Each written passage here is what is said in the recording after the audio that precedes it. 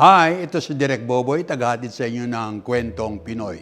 Today, travel tayo ulit. Punta tayo ng Italy, to a specific place in Italy. Alam niyo naman, ang Italy is known for its trailblazing achievements in the art. Ang Murano ay kilala sa glassworks. Opo, mga art na gawa sa salamin. Before everything, like, share, and subscribe. Dala niyo na ba ang mga passport niyo? Halika, lipad tayo.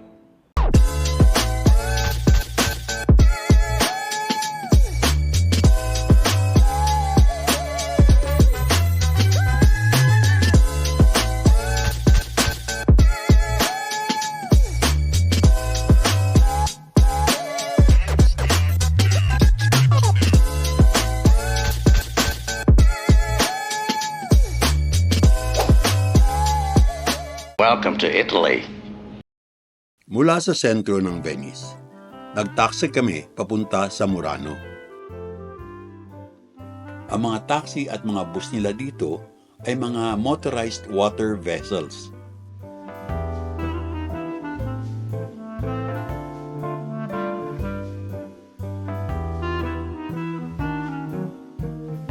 Ang Venice kasi ay parang pinagbitak-bitak na pulo na pinagdugtong-dugtong naman ng mga tulay. Mostly pedestrian bridges.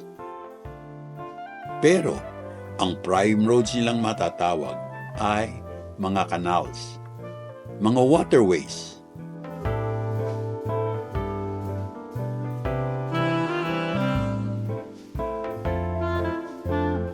Tumira kami sa isang maliit na hotel na halos DIY or do-it-yourself.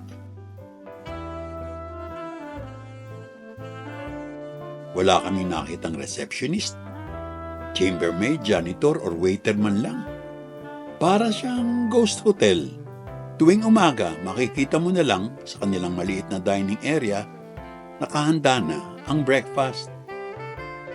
Buffet nga, pero serve yourself. Maliit lang ang Murano.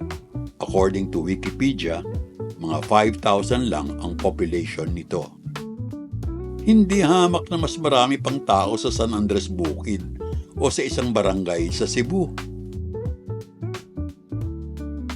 Sa Murano, nakakonsentrate ang mga glass artists and craftsmen. Centuries ago, sa Venice sila lahat nakatira. Kaso, nag-worry ang mga pinuno nila at baka magkasunog sa Venice. Dahil sa mga apoy na kinakailangan ng mga glass artist sa paggawa ng kanilang mga obra. Parang mga refugees, inilipat silang lahat sa Murano, mga 1.5 kilometers away. Ang Murano ay dating fishing port na naging religious refuge, na naging sentro ng glassmaking sa buong mundo. Obvious na nasa Murano ka dahil sa mga glass sculptures in public places.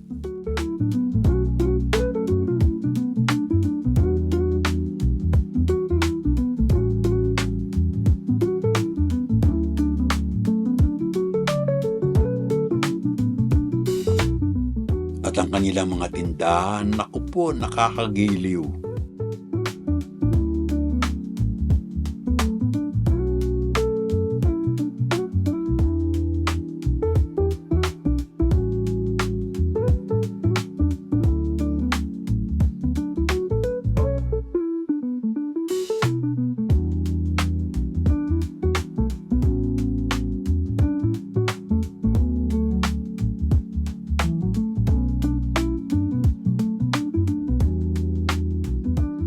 Pero beware, merong mga nakasingit sa display na mga made in China. At sasabihin naman nila sa iyo, relax pace lang kami sa paglibot.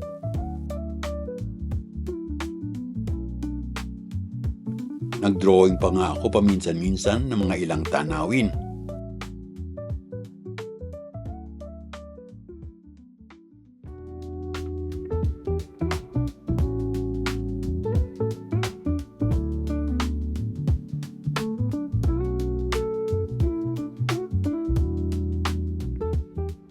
Bumibili kami ng pagkain tulad ng prosciutto o thin ham sandwich sa kanilang mga tindahan na matuturing mong sari-sari store.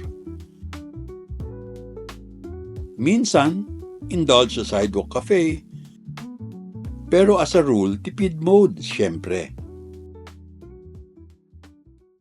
Napuntahan din namin ang one of the biggest glass art studios in Murano. Natural, wala kaming nabili kasi puro pangyayamanin ang mga produkto nila dito, tulad ng mga chandeliers at mga decors.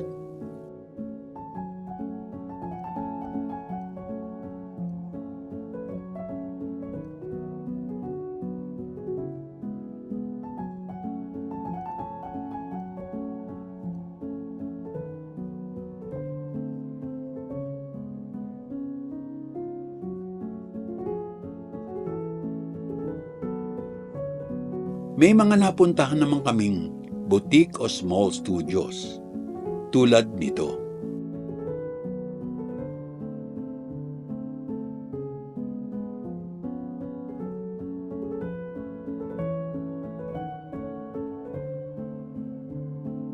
Isang maliit na owl figurine lang ang nabili ko.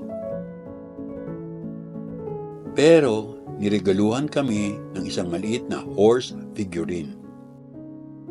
Ang mga Italyano raw ay as warm, as passionate, and as hospitable as Pinoys. Sa aming experience, approve ako. We felt at home doon.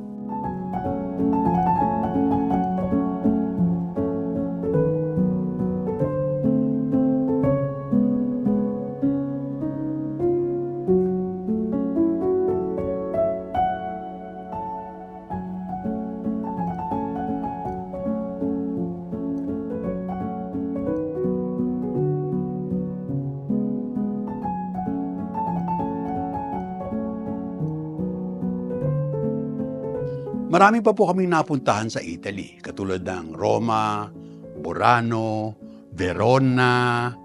Pero sa next time ko na gagawin yon, baka po ako maubusan ng content. Until next time, ito po si Direk Poboy saying, Ciao!